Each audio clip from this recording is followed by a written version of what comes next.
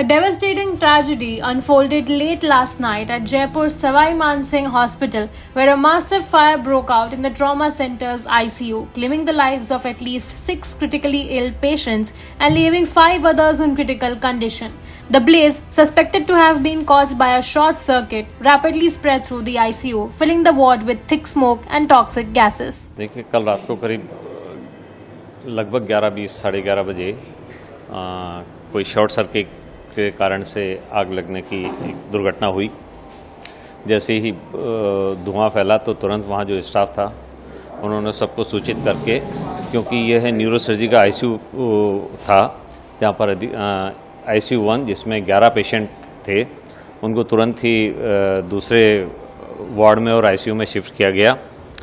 Shifting के दौरान धुआं काफ़ी हो गया था और आग की लपटें भी थे, इसलिए शिफ्ट करने में थोड़ी सी दिक्कत आ रही थी, लेकिन फिर भी सारे कांच तोड़कर और 15-20 मिनट के अंदर ही जो फायर ब्रिगेड की टीम भी वहाँ आ गई थी, पुलिस प्रशासन भी वहाँ आ गया था और समस्त चिकित्सालय का स्टाफ भी वहाँ पर मरीजों को बचाने के लिए वहाँ आ गया था। कांच तोड़कर और धुआं को निकालने की कोशिश करी, पानी की बौछार से सबको किया गया। शिफ्टिंग किया, उसमें 11 पेशेंट थे, उनको आईसीयू में शिफ्ट किया गया। ये सारे न्यूरोसर्जरी के गंभीर पेशेंट थे और इनमें से 6 पेशेंट की डेथ हो गई है। ये एक दुखद घटना है। इसके एहतियातन के तौर पर इसके पास वाले जो आईसीयू 2 था वहाँ के भी सभी पेशेंट्स को दूसरे वार्ड और आईसीयू में शिफ्ट कर लिया गया। The fire erupted on the second floor of the trauma center, which houses 2 ICUs. At the time, 24 patients were present, 11 in the trauma ICU and 13 in the semi-ICU. Most of the patients were comatose, making evacuation efforts particularly challenging.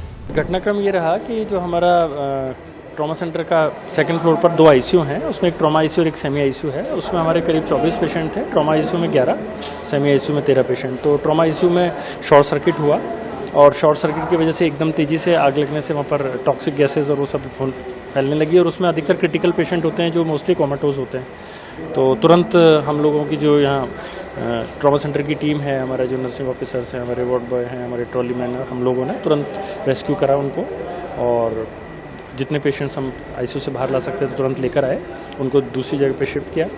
उसमें से 6 जो patient हैं हमारे काफ़ी अधिक गंभीर थे, तो उनको बाहर काफ़ी कोशिश किया सीपीआर देके सर्वाइव करने की, पर वो बचा नहीं पाया। Despite the swift evacuation efforts, 6 patients succumbed to smoke inhalation and burns. 5 others remain in critical condition. The deceased include both men and women, all of whom were in critical care at the time of the incident. Relatives allege that hospital staff were unprepared and unresponsive during the emergency. Some claim that fire extinguishers were either missing or non-functional and that staff fled the scene, leaving patients and their families to fend for themselves. कोई machine नहीं थी, कोई पानी भी नहीं, नेक भी नहीं, इसमें कोई सुविधा नहीं सर, कोई नहीं होती तो लगा तो बहुत महंगे आदमी डॉक्टर कंपाउंडर भी तो हो सकते हैं, एक सिलेंडर तो रखते हैं पानी बचाने को, ऐसी हो जाते, कोई सुविधा नहीं मिली सर इसमें। सर कोई आएगा जब भी तो डिमांड मांगेंगे हम, जब भी तो कोई आए बातचीत करे, क्या बात है, क्या है, कैसे है, कुछ पूछताछ तो हो, कुछ कोई तो आए सामने। टाई जीती हमारी बड़ी, डेड बॉडी का तो आता पता ही नहीं है, डेड बॉडी का आता पता ही नहीं है उनका। हम धरने पे बैठे एक तरीके से, ही मान लो। जैसे मानो कि 11:20 पर ये धुआं निकला था ना, तो हमने डॉक्टरों को पहले ही बोल दिया था कि थोड़ा धुआं निकल रहा है तो पेशेंट को दिक्कत हो सकती है। तो फिर धीरे धीरे धुआं बढ़ गया, फिर जैसे धुआं बढ़ा तो डॉक्टर और जो नीचे काम करते हैं कंपाउंडर वो सब निकल गए थे।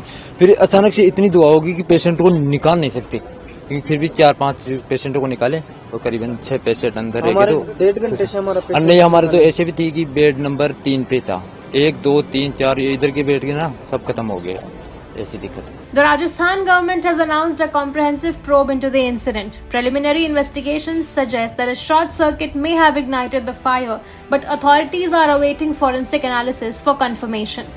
This tragedy has raised serious questions about fire safety protocols in healthcare facilities. As investigations continue, the families of the victims demand justice and accountability. We will keep you updated on the developments in this case.